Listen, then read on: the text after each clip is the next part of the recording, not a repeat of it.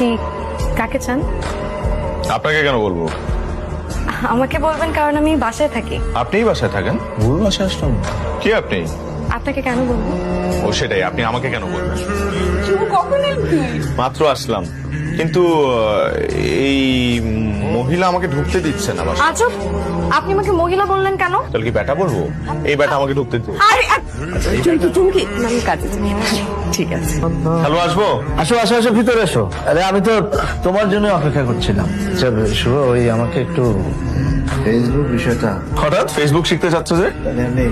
এটা তো একদিনে শেখানো সম্ভব না, একটু সময় লাগবে। তাহলে প্রতিদিন অফিস শেষ করে এসে আমি তোমাকে ফেসবুক শিখিয়ে যাব।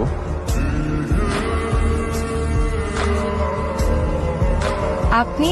খালু কোথায়? আচ্ছা, ভিতরে আছে, আপনি আসেন না, ভিতরে আসেন। Thank you. এই, কে আসছে রে? কে আসবে আবার? তোমার শুভ শুভ ভাইয়া আসছে। তুই না শুভকে বলবি আজকে রাতে যেন খেয়ে দে। শোনেন, জি হ্যাঁ, মামি আপনাকে রাতে খেয়ে যেতে বলেছে। মেনু কি? মানে কি খাওয়াবেন? আমি তো আপনাকে খাওয়াচ্ছি না, খাওয়াচ্ছি আপনার খালা। তারপরও আপনার যদি কোনো পছন্দ থাকে আমাকে বলতে পারেন, আমি মামিকে বলে দেব। আছে তো, আমার ফেভারিট হচ্ছে ইলিশ মাছ। কি ব্যাপার, মুখটা ইলিশের গন্ধ আমার একদম ভালো লাগে না। আশ্চর্য। আচ্ছা আপনি আমাকে বলেন, আপনি ইলিশের লেজ ভর্তা খেয়েছেন কখনো? খাবেন?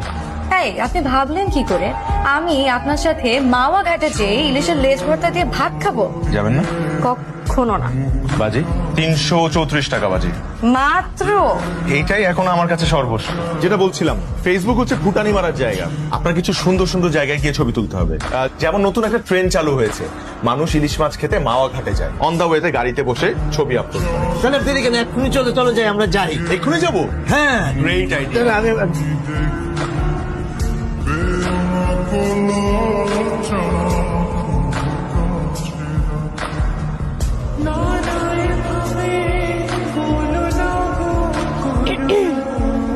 334 টাকা।